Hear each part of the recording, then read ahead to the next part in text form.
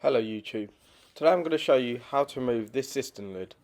With this type of cistern lid, this button here is screwed actually into the flush mechanism.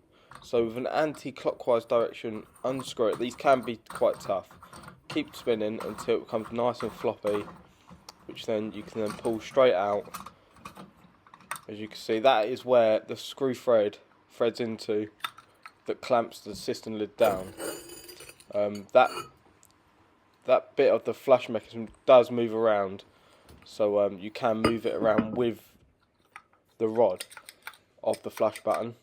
So you just line this back up with the hole. Do not force this. If it feels tight, unscrew it and start again. You don't want to cross thread it.